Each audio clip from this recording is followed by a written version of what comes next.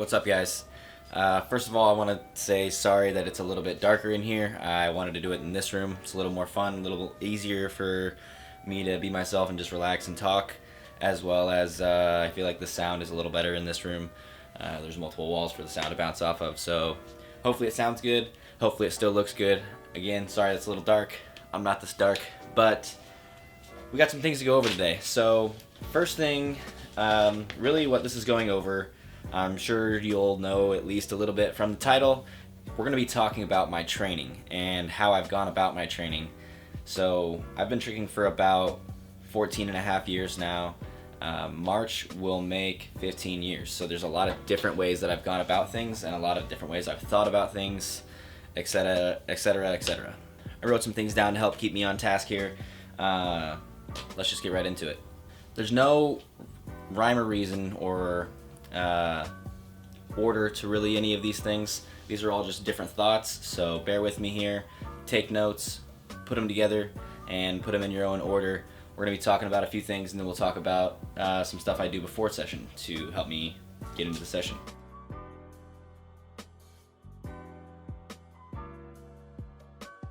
So first things first, feel out the vibe, or even like what I like to call the genre of the session.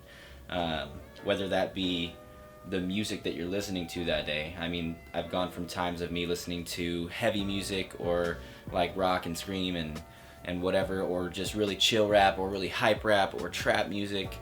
Feel out the genre of the session, kind of explore around. You're gonna probably bounce with your music throughout the session, but your music is going to help you immensely with your inspiration at your session. So if you don't trick with music, that's fine, but outside of the music part of it, what I also mean by the genre of the session is what genre of tricks you're going to be doing that day. So I like to go into a session and kind of experiment with a little bit of all of it. Like we're talking a little bit after I've warmed up, of course. Maybe I'm going to get into some creativity that day, or maybe a bit of power moves and I'm feeling the twisting really hard, or maybe I'm just feeling like straight up kicking, just staying vertical that day. So, or maybe even it's a mix of all of it. But feel out your body, feel out the genre, feel out the vibe of the session with the music, with your body, and which tricks you're feeling like doing. On to the next part. Prereqs. The way that I chase a certain move is not trying that same move over and over and over. It's using prereqs. Like, if you suck at multiplication, it's not going to make you better at multiplication by doing multiplication over and over and over. This is kind of a bad example, but you're going to go back and you're going to work on your subtraction and your addition first. You're going to have to get your foundation down a little bit better. You're going to have to go back, no matter what it is. So let's talk cork snapu. If you're having trouble with cork snapu, don't train cork snapu over and over and over and over. You don't want to build bad habits, and that's something that we're going to talk about here next. But let's just make an instance. So if you're struggling with cork snapu, you're going to want to train something like cork hyper. And then I like to do little micro turns to help me get the air awareness and the control in my body, so I'm not thinking spin, kick, spin, and there's all these other little things going through my head that makes it hectic and crazy. I need to take it back, work on my cork hyper, and maybe I'm landing my cork hyper here, and then I can start to turn it by just a little quarter more, and the next thing you know, I'm doing cork hyper kind of and a half, so cork and a half, cork half-oo swipe, if you will, I guess. So you're just starting to make little micro turns, and then eventually you have a little bit of a gyro coming out of your cork snapu, and then you get comfortable and you can start making it a really big cork snapu. So that's just a little bit of an example to talk about how to use prereqs, making baby steps, and using micro turns to help you put pieces together. Now that was a reference for twisting, but that can be applied to literally all of tricks. If you're having trouble with a certain trick and you aren't necessarily sure what the prereqs are for that trick, experiment with some other tricks. Maybe even try to explain that trick to someone. We're going to talk about that here in a second as well, and it's going to help you find a new understanding for it.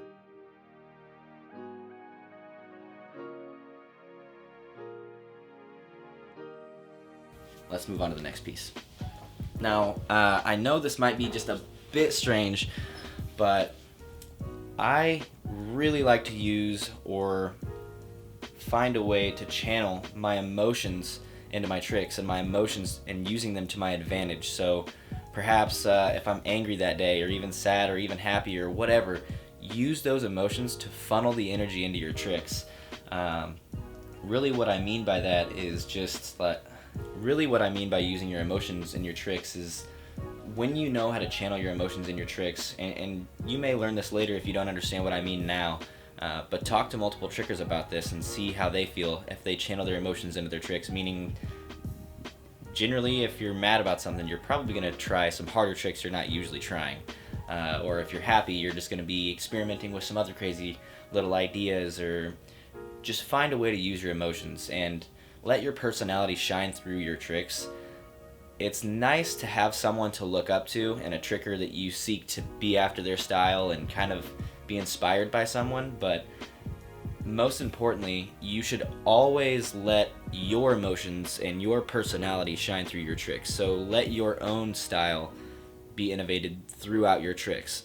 Show yourself. Don't make a copy of Rasmus Ott's sampler or Kyle Skelly's sampler or literally anybody. Just don't seek too heavily to be exactly like someone else, because it's most important that you're yourself. That's when you're going to enjoy it the most, and that's when you're going to blossom the most with all of your tricks, because you're just being you.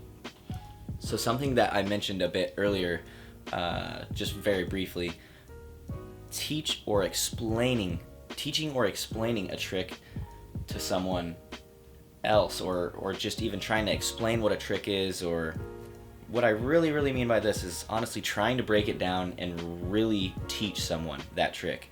I have found in multiple instances, especially getting into the Kojos Trick Lab, that when I'm explaining something, I almost catch myself in a moment where like, oh my gosh, like that makes so much more sense. And I've caught myself learning new ways to try moves that I've already done to make them more consistent, or make them feel stronger, or make them just feel better overall.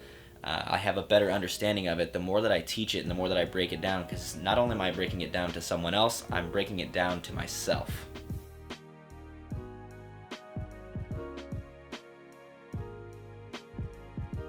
Alright, quick little intermission. Now you can complain about it, but I paid Mike to do this. I'm giving it to you for free. Stop whinging. I wish I had this earlier in my tricking. Stop moaning about it. Stop it. All I'm asking you to do is go onto Kojos Trick Lab and just have a look at all the videos we've got. You can see our full library without signing up. So have a look at our over 300 videos and see if it's worth the money. If those videos don't look like they're worth the money to you, don't sign up. That's fine. Just have a look at what we offer. And if you do sign up and you think the videos suck, you think it's not worth it, let me know, message me on Instagram, and I'll refund you. So far, no one has ever done that, because they like the videos and it's really helped their tricks. So yeah, just check it out. Back to the video.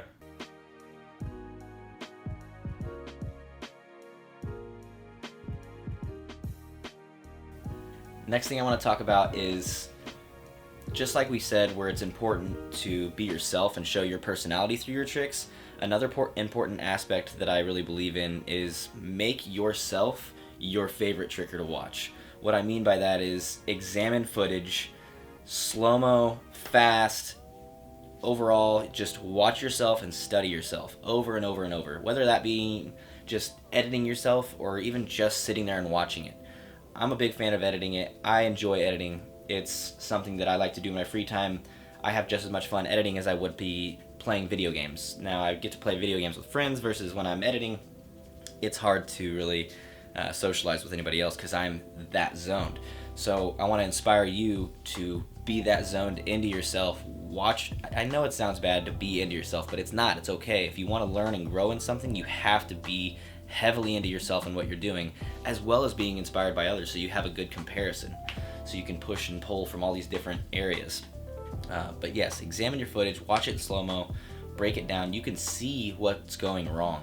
Now, there can be ways where you maybe go into a session and film it and then watch it right there in the session, scrubbing and watching slow-mo and then going back and trying it again. Now, I personally think that wastes session time. when I'm at the session, I need to get as much done as possible in that little amount of open gym time that we have. Everybody knows that struggle. So the next thing that I want to talk about is going into your session being prepared. So whether that means writing down full-fledged combos that you want to do move by move, or even just ideas. Like a lot of the times, if I'm driving and I can't like pull up notes or get on my phone too heavily, I can just say, hey Siri, text this person. Generally my girlfriend, so nobody thinks it's weird. And I can just search it later. So I can say, cheat 9 double hook, side swipe, touchdown raise, core snapu. That was kind of generic, but I'm just giving you an idea here. And then I can end that text message with note to self. So that way later on I can go into, like, before I even get into the actual messaging, I can just search in the search bar. This is on iPhone. I don't know if this works on Android, but you can just search note to self. It'll pull up that message or any message that says note to self in it. So I can just easily read that message. So that's what I can do in more of a quick instance, but I'm a big fan of having a huge notepad or just a little notepad, any kind of piece of paper. I don't like to be too digital because especially I like to use my phone for filming, for music. There's all these different reasons I got to use my phone, so I try to keep my combos and my ideas separate on a piece of paper that I can just have right then and there.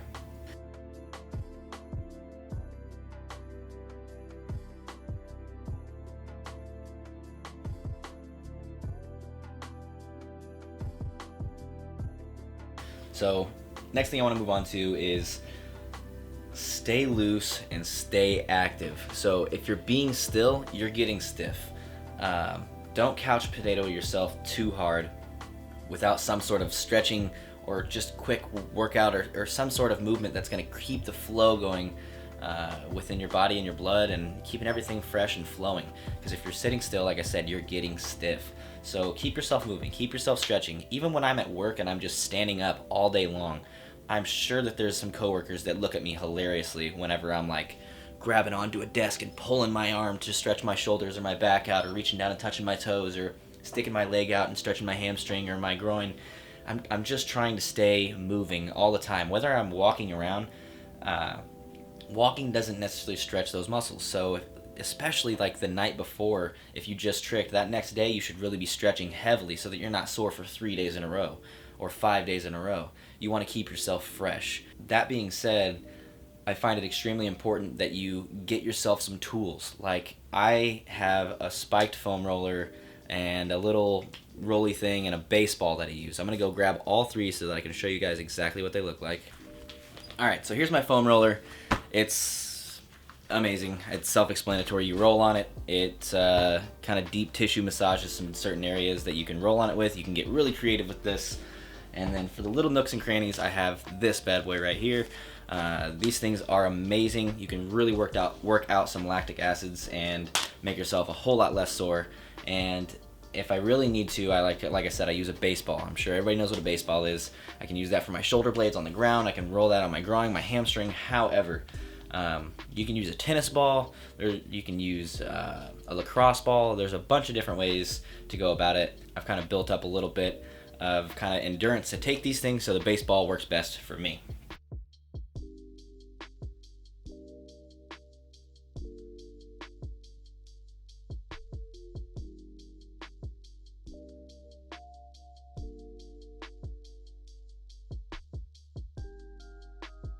Another thing that we slightly touched back on earlier is don't create bad habits. If you're doing the same move over and over and over, and the popular one is touchdown raise. I see it all the time. People get stuck on it, they train it over and over and over and over, and they've done it for like a year now, and they've not really had success with it, and they keep training it. And that's pretty much the only thing they focus on at sessions. So whenever I go to give them tips or try to help them, it's almost impossible.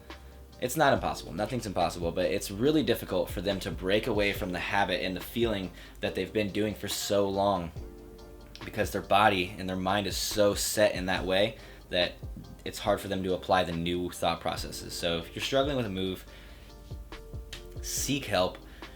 Find the tutorials here on Kojos Trick Lab. Ask your friends, ask their friends, ask other people, reach out and get information and other little tips to change the way that you're thinking about it and trying it. Because if you're trying it the same way every single time, you're just creating really bad habits, and that's not healthy. Don't get into that bad habit.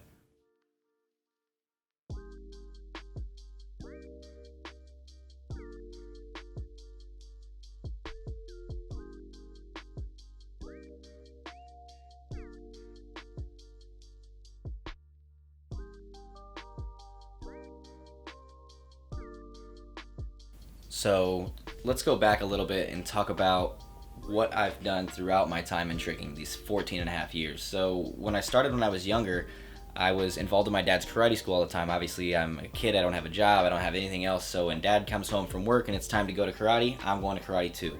And a lot of the times that may mean that I'm leading a class or I'm doing a class. So I was constantly on top of the fact that I just wanted to train every single day. If I was training in the grass during the day and then training at the karate school at night after hours were over or whatever, in between there, I was stretching with every single class for a solid 10 minutes or so before or after class. I like to think that the absolute best time that you can stretch is when you're hot. So right when the session's over with, don't try to cram in all these tricks at the very end. I've done this so many times. You just cram all these tricks in the last 10 minutes because you're trying to chase something. But realistically, you should be spending that last 10 minutes cooling down and stretching and working those muscles while they're hot. You can even experiment with hot yoga. That makes you so loose. It's insane. It's also really difficult. Try it out. Anyways, back to what we were talking about. On top of the fact of me stretching, I'm conditioning, because in our martial arts classes, we condition the students to have the body strength to be able to do the things that they must do in karate. Now, that's just karate. That's not martial arts tricking. You have to have a strong body to perform certain moves. So if you're struggling with a move, it may not be because you're struggling with understanding that move or doing that move. It may just be that you need to get the strength to do that move. If you're feeling like your core is weak, you need to be conditioning your core. If you're feeling like your arms are fatiguing when in your spin, try grabbing your wrists, because once you're, a spin or two deep, or maybe a third spin, this arm's going to start fatiguing and pulling away. Experiment with pulling and grabbing your arm this way. Work on any kind of resistance training where you're grabbing a cable and you're pulling to get your core strong. Obviously, you're going to want to pull and work on the direction that you spin more, but you really need to also make sure that you're keeping things even and doing them on both sides. So condition yourself, make your body strong, keep your body strong.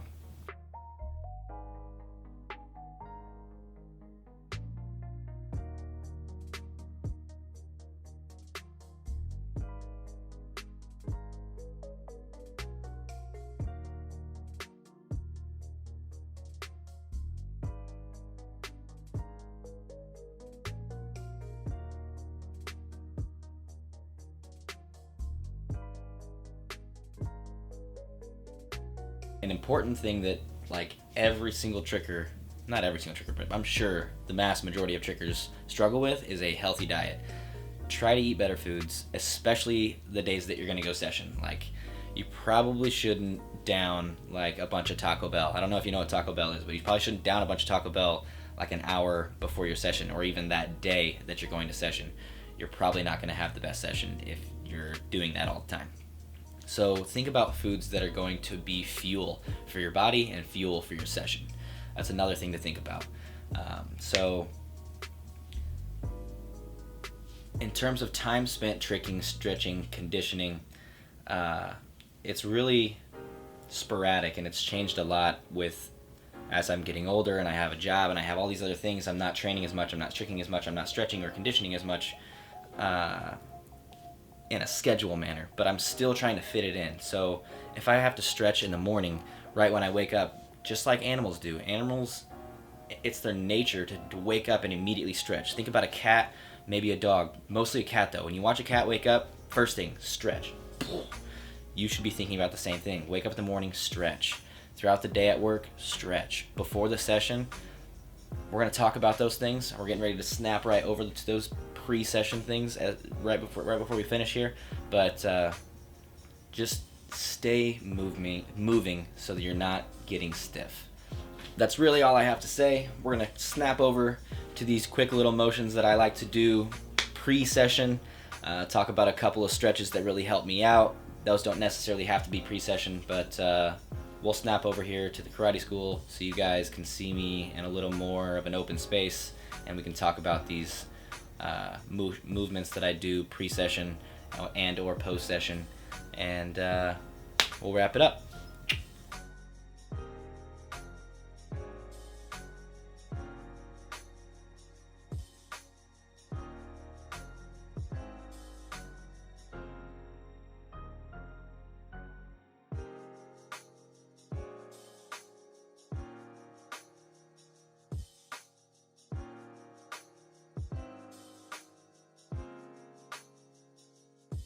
All right, y'all, here's some of the warm-ups that I generally do before every session. They're really quick, but they fire up my muscles and get me feeling nice and ready for my session. So let's get right into it.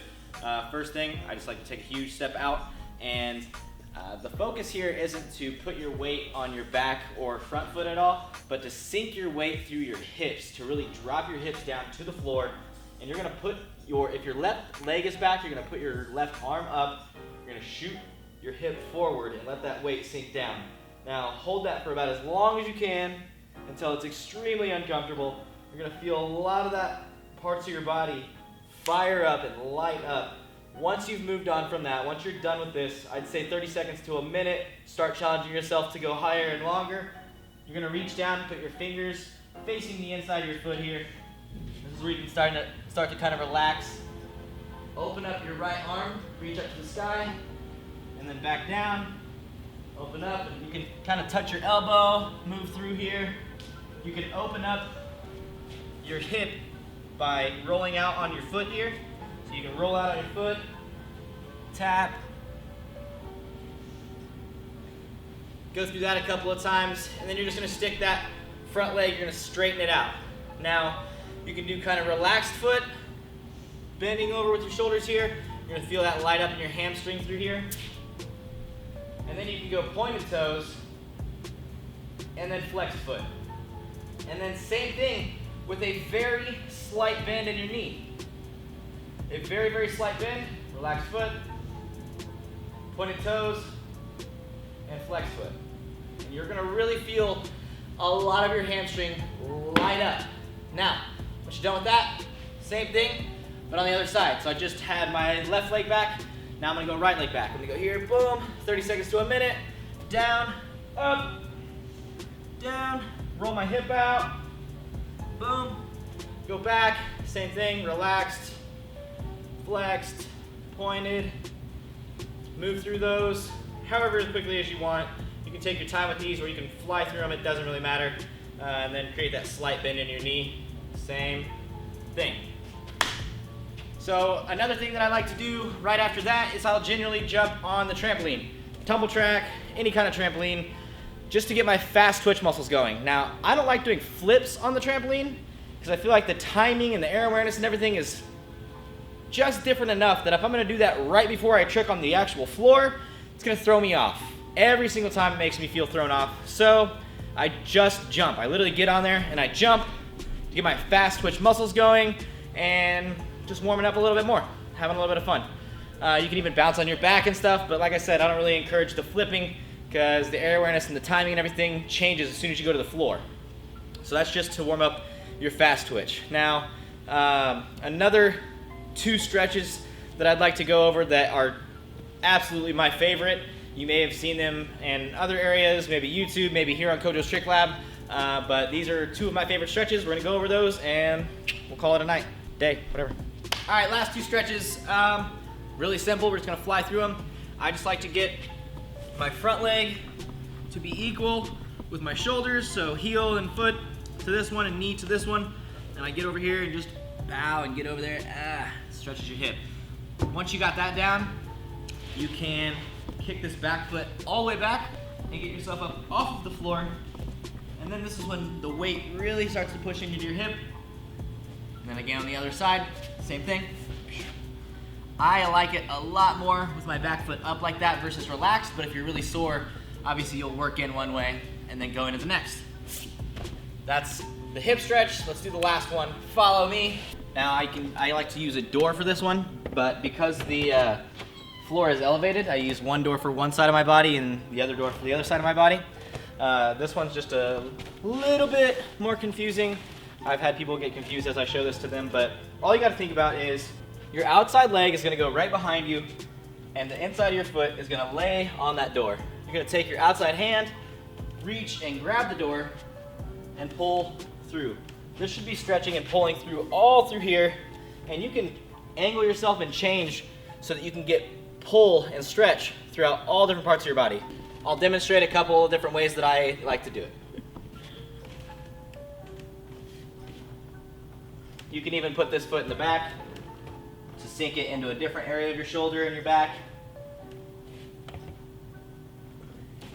That's one of my favorite stretches. Now to do the other side, just to make it a little more comfortable, because I don't like to grab this way, I like to grab this way. I just feel like it stretches a little better. So you can, if you don't have options, go on this side. But like I said, I like this grip better, so I switch over to the other door just because the floor is elevated. But normally on any other door, you can just come into the inside and do your other side on the inside here. Welcome to the karate school bathroom. But yeah, those are 2 quick stretches that I really enjoy. I hope they help you guys out, and I hope all this information helped you guys out. Feel free to DM me on Instagram or ask Kojo any questions, and Kojo can forward those questions over to me. Either way, I hope this was helpful. We'll see you guys on another episode of Kojo's Trick Lab.